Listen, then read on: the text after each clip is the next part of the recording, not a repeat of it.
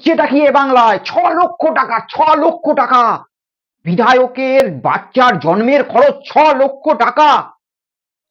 আর এই টাকা দেবে কে? সাধারণ মানুষ, আমার আপনার করের টাকা। হ্যাঁ, ঠিক এইভাবেই গদি মিডিয়ার জোকারগুলো গত 3 দিন ধরে লাফালাফি করছে। কিন্তু সত্যটা কি? আসল সত্য খবর কি আপনাদের কাছে পৌঁছেছে? আদেও কি মিনিমাম সত্য এই সমস্ত গদি মিডিয়া লাফালাফির আড়ালে বলেছে, না সত্যটা চেপে গেছে? আর মানুষও তো সেই চায়ের দোকানে বসে, বাসে বা প্ল্যাটফর্মে বা স্টেশনে বসে একটা মুখরোচক গসিপ পেয়ে গেছে। দেখেছো, বিধায়ক কাঞ্চন মল্লিকের সন্তান হয়েছে, আর সেই টাকা আমি আপনি আপনার পকেট থেকে দেবো, তাও আবার 6 লক্ষ টাকা মেডিকেল বিল। এটা কি হতে পারে? জনতা এই গসিপ সেই গদি মিডিয়ার যে বাঁদরামি রয়েছে সেই বাঁদরামি দেখে করছে।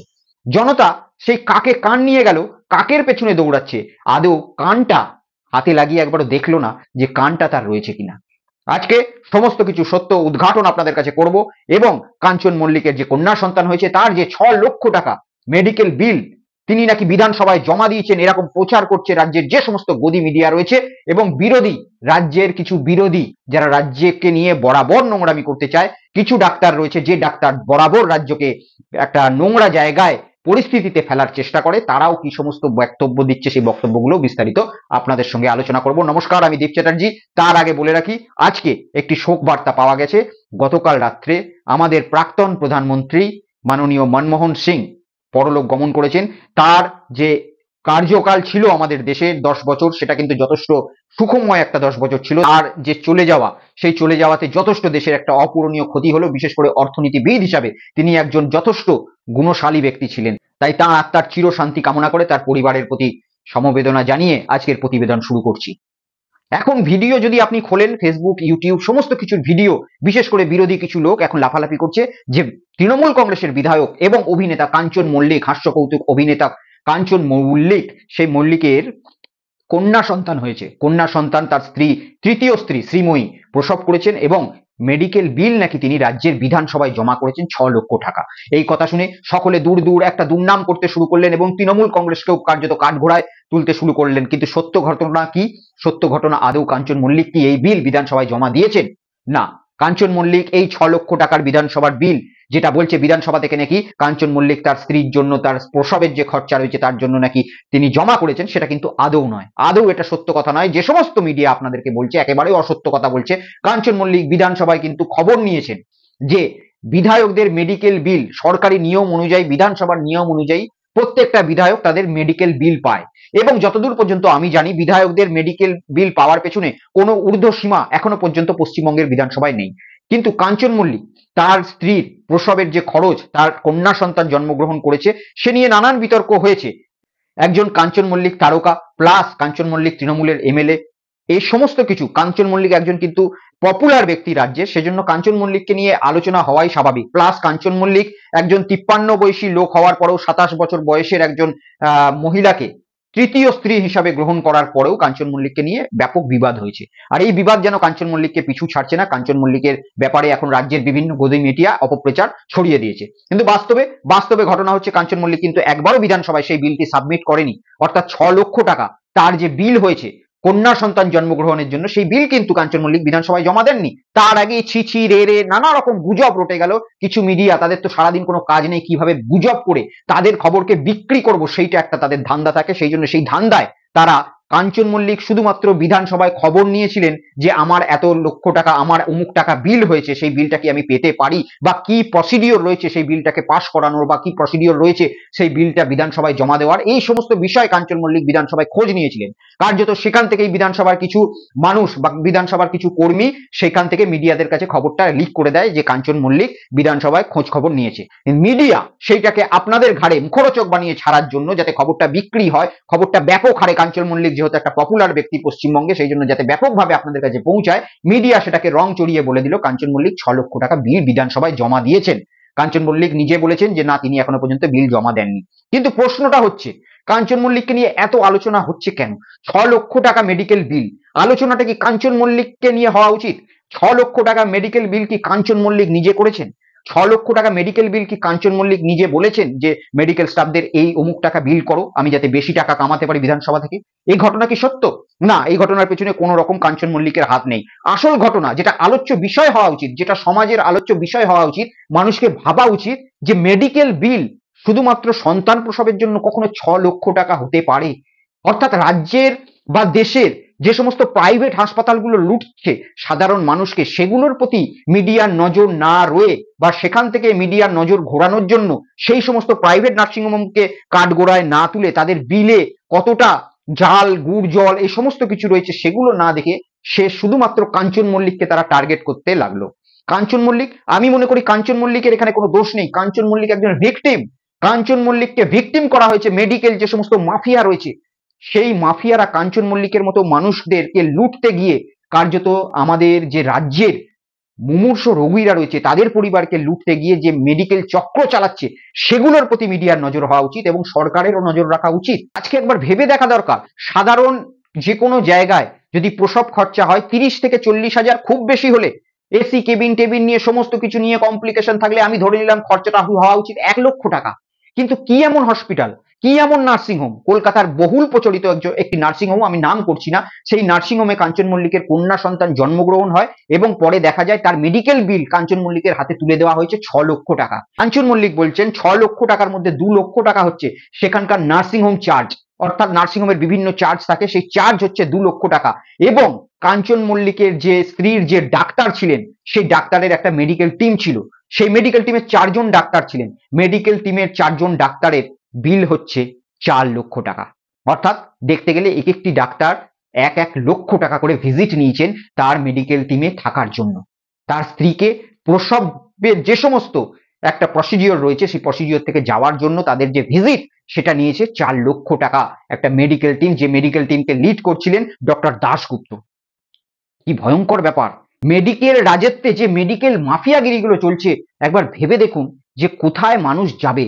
4 লক্ষ টাকা ডাক্তারের মেডিকেল টিমের বিল। কি এমন ডাক্তার, কি ডাক্তার, ভগবান? না, ভগবানকেও তো আমরা পেয়ে যাই মাত্র 200-300 টাকা খরচ করলেই। ভগবান, আমরা মন্দিরে যাই 200-300 টাকা খরচা করে, আমরা ভগবানের কাছে, আল্লাহর কাছে কত রকম প্রার্থনা করে আসি, কিন্তু এই ভগবান, যে ভগবান, ভগবানের পরেই দ্বিতীয় সারিতে আসে ডাক্তার, সেই ডাক্তারের মেডিকেল বিল, তাদের ভিজিট 4 লক্ষ টাকা। সরকার কোথায়? সরকার ঘুমোচ্ছে? না, এর পেছনে আমি দোষ দেবো কেন্দ্রীয় সরকারের জিএসটি ফ্যাসিলিটি। হ্যাঁ, জিএসটিতে বিভিন্ন জায়গায় নার্সিংহোমদের ওপর যে পরিমাণে জিএসটি নেওয়া হয়, অর্থাৎ স্বাস্থ্যক্ষেত্রে যেখানে জিএসটি মুকুব হওয়া দরকার আমাদের দেশে, যেখানে এত মানুষ গরিব মানুষ রয়েছে, সেখানে স্বাস্থ্যক্ষেত্রে এবং পড়াশোনার ক্ষেত্রে যেখানে জিএসটির মিনিমাম কোনো রকম রাখা উচিত নয়, সেখানে আমাদের রাজ্যে, আমাদের দেশের যে সরকার রয়েছে সেই সরকার জিএসটি বাবদ মেডিকেল থেকে 24% জিএসটি তুলে নিয়ে চলে যাচ্ছে। তাহলে সেই জিএসটিটাকে তুলতে গিয়ে বিভিন্ন বড় বড় নার্সিংহোম আরো বেশি বিল করছে, আর সেই জিএসটির লোভেও রাজ্যের সরকার, দেশের সরকার কিচ্ছু বলছে না, চুপ থাকছে। মেডিকেল যে মাফিয়া রয়েছে তারা বহাল তপিয়াতে তাদের ব্যবসা চালাচ্ছে, আর আমরা শুধুমাত্র গদি মিডিয়া, নানা রকম যে জোকার মিডিয়া রয়েছে তাদেরকে দেখে কাঞ্চন মল্লিকদের মতো ভিকটিমদেরকে দূর দূর দূর দূর করছি। কিন্তু আদতে যে মেডিকেল সিস্টেম, যে মেডিকেলের যে রাজত্ব, যে মেডিকেলের মাফিয়াগিরি, সেগুলো আমাদের নজরে বা আমাদের মিডিয়ার নজরে পড়ছে না। তবে পশ্চিমবঙ্গের মুখ্যমন্ত্রী মমতা বন্দ্যোপাধ্যায় রাজ্যের মেডিকেল যে সমস্ত একটা সন্ত্রাস মেডিকেল মাফিয়াদের চলে, সেগুলোতে বারবার কিন্তু চোখ দিয়েছেন এবং মেডিকেলকে ভালোভাবে সাজানোর চেষ্টা করেছেন, তবুও তিনি বিফল হচ্ছেন এই সমস্ত মেডিকেল দৌরাত্ম্য আটকাতে। তার কারণ আমি প্রথমেই বললাম, সেন্ট্রালের যে জিএসটি রয়েছে সেই জিএসটি থেকে ছাড় পায় না বড় বড় নার্সিংহোমরাও। সেই নার্সিংহোমগুলো 24% তাদেরকে জিএসটি মেটাতে হয়, তার জন্য সাধারণ মানুষদের উপর টাকার যে অঙ্কের যে পরিমাণ সেটা তারা বাড়িয়েই বিল নানা রকম ভাবে করছে।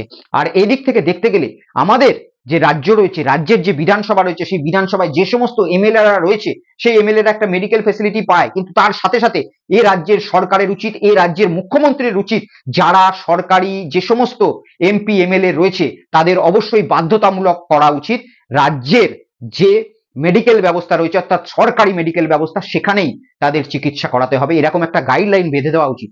তা না হলে দিনের পর দিন যে সমস্ত এমপি এমএলএরা রয়েছেন তারা সরকারি পয়সা পাবে বলে, সরকার এই পয়সা চোকাবে বলে, জনতার ট্যাক্স এর মাধ্যমে এই পয়সা মিটবে বলে তারা কিন্তু বিভিন্ন বড় বড় নার্সিংহোমে তাদের সেবা নিতে যাবে এবং যে বিলটাই আসবে তারা বিধানসভায় পেশ করবে, বিধানসভা স্ক্রুটিনি করে সেই বিল পাশ করার পরে দেখা যাবে বিপুল পরিমাণের একটা খরচ এই সমস্ত বিধায়কদের যে মেডিকেল রয়েছে তার পেছনে করতে হচ্ছে। তা না করে সরকার ইজিলি একটা গাইডলাইন করতে পারে যে বিধানসভার যে সমস্ত সদস্যরা রয়েছে তাদেরকে চিকিৎসা যদি করাতে হয় তাহলে সরকারি হাসপাতালেই করাতে হবে। হ্যাঁ, সরকারি হাসপাতালেই করাতে হবে, কারণ এ রাজ্যে যখন যে সরকার রয়েছে সেই সরকার মানুষকে 1 নম্বর ফ্যাসিলিটি দিচ্ছে স্বাস্থ্যসাথীর মাধ্যমে যে চিকিৎসা ক্ষেত্র রয়েছে সেখানে, তাহলে বিধায়করাই বা কেন প্রাইভেট হসপিটালে যাবে? আর প্রাইভেট হসপিটালে যদি গিয়েই থাকে বিধায়করা, তাহলে তারা নিজের পকেটের পয়সা খরচ করে যাক, কেন জনতার পয়সা খরচ করে যাবে? কারণ প্রাইভেটের যে চক্র, যে দালাল চক্র, যে মাফিয়া চক্র, তাতে 6 লক্ষ টাকা 7 লক্ষ টাকা বিল, আর সেই বিল মেটাবে রাজ্যের সাধারণ মানুষের করের বোঝার টাকায়, সেটা কিন্তু একেবারেই হওয়া উচিত নয়। বিধায়কদের অবশ্যই নির্দেশ দেওয়া উচিত তারা যেন পশ্চিমবঙ্গের যে এসএসকেএম রয়েছে, যে বড় বড় হাসপাতালগুলো সরকারি রয়েছে সেখানে তাদের চিকিৎসা করায়। আর যদি এটা না হয়, তারা যদি প্রাইভেট ক্ষেত্রে করেই থাকে, তাহলে তাদের বিলের একটা অবশ্যই বিধানসভায় ঊর্ধ্বসীমা বেঁধে দেওয়া উচিত যে অমুক সার্জারির জন্য অমুক টাকা, অমুক প্রসবের জন্য অমুক টাকা, এই রকম একটা গাইডলাইন অবশ্যই বেঁধে দেওয়া উচিত, যাতে ঊর্ধ্বসীমার বেশি বিল যদি কেউ করে সেটা যেন বিধায়ক তাদের নিজেদের পকেট থেকেই চোকায়। এরকম সিস্টেম যতদিন না আসবে ততদিন এইভাবে মেডিকেল রাজত্ব, মেডিকেল যে মাফিয়াগিরি রয়েছে সেগুলো কিন্তু রাজ্য দেশে ছড়িয়ে যাবে। আমি খবরের কাগজে পড়ছিলাম একটা জিনিস, যে রাজ্যে এই যে অরাজকতা চললো, আমাদের যে তিলোত্তমার মৃত্যু হলো এবং তিলোত্তমাকে কেন্দ্র করে রাজ্যে যে মেডিকেল ব্যবস্থায় একটা অরাজকতা চললো, যে সরকারি জুনিয়র স্টাফেরা, জুনিয়র ডাক্তারেরা ধর্মঘট করলো, সেই ধর্মঘটের অন্যতম মুখ হচ্ছে আশফাকুল্লাহ নাইয়া। ছবি দেখতে পাচ্ছেন এই ব্যক্তি কাঞ্চন মল্লিককে কটাক্ষ করেছেন, 6 লক্ষ টাকা বিল হওয়ার জন্য কাঞ্চন মল্লিককে কটাক্ষ করে নানা রকম কথা বলেছেন।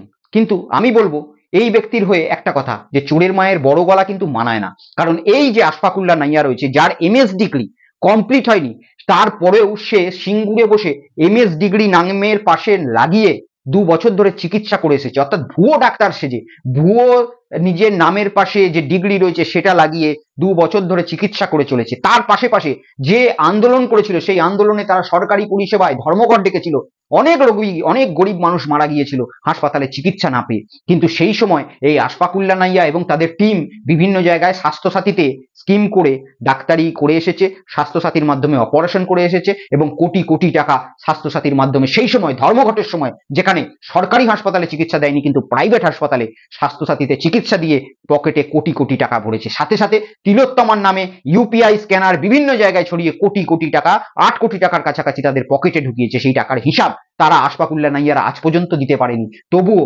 আজকে তারা এই 6 লক্ষ টাকা নিয়ে কাঞ্চন মল্লিককে আক্রমণ করছেন। কিন্তু শেষে আপনাদের কাছ থেকে বিদায় নেওয়ার আগে একটা কথাই বলে যাব, এর পেছনে কাঞ্চন মল্লিকের 1% দোষ নেই। কারণ বিলটি কাঞ্চন মল্লিক করেননি, বিলটি করেছে এ রাজ্যে, এ দেশে ছড়িয়ে থাকা যে বড় বড় নার্সিংহোম, যাদেরকে চিকিৎসা ক্ষেত্রে মানুষ যদি তাদের নার্সিংহোমে ঢোকে কার্যত সর্বশান্ত হয়ে বেরোচ্ছে, এটা আবার প্রমাণ পাওয়া গেল। এবং এর পেছনে আমি আবার বলছি যে এর পেছনে সেন্ট্রালের যে জিএসটি সিস্টেম রয়েছে তার যথেষ্ট একটা ভূমিকা। সরকারকে চিকিৎসা নেওয়ার জন্য আমাকে টাকা দিতে হবে, যেখানে স্বাস্থ্যক্ষেত্র একেবারে বিনামূল্যে হওয়া উচিত, সেখানে সরকারকে চিকিৎসা নেওয়ার জন্য আমাকেই টাকা দিতে হচ্ছে। কেন আমাদের কাছ থেকে নেওয়া হবে এই জিএসটি? এই জিএসটি কেন সেই নার্সিংহোম চোকাবে না? কেন সেই নার্সিংহোমের মালিক এই জিএসটি চোকাবে না? তারা কোটি কোটি লক্ষ লক্ষ টাকা কামাচ্ছে, সেই টাকা তো সেই নার্সিংহোম দেবে, সেই টাকা তো সরকার মানুষকে মুকুব করবে। কিন্তু এর পেছনেও কি রহস্য লুকিয়ে রেখেছে, কি জিএসটি রয়েছে, সে সকলে কিছু আপনারা দেখতে পাচ্ছেন চোখের সামনে। তাই স্বাস্থ্য আজ বিক্রি হতে চলেছে আমাদের এই ভারতবর্ষে, কার্যত বিক্রি হয়ে গেছে। আর যারা কাঞ্চন মল্লিককে দোষ দিচ্ছেন তাদেরকে বলবো একবার ভেবেচিন্তে দেখুন, আপনাকেও কোনো নার্সিংহোমে লক্ষ লক্ষ টাকা বিল দিতে হতে পারে।